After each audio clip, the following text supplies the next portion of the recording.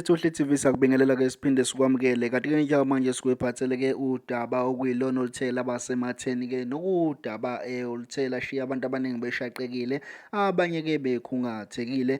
Udaba-ke oluthinta-ke umfundi oneminyaka elinganiselwa kwengu-9 ubudala, okubikwa ukuthi-ke wegwaze wabulala omunye wabafundi oneminyaka elinganiselwa kungu-11 ubudala, kanti lo mfundi ubese eshona-ke khona lapho washonela-ke phambi kwabafundi. Kanti-ke kubikwa ukuthi lesi sigameko senzeke esikoleni saseMonamodi Primary School, nalapho khona-ke abezindaba bese beveza ukuthi kuzwakale ukuthi omunye wabafana kanye nalo mfundi-ke oshonile bebeye baxhaphaze lo mfundi, kanti-ke lo mfundi namhlanje bakwenze ephethe ummese, wabese-ke emgwaza washonela khona-ke lapha phambi kwabanye abafundi.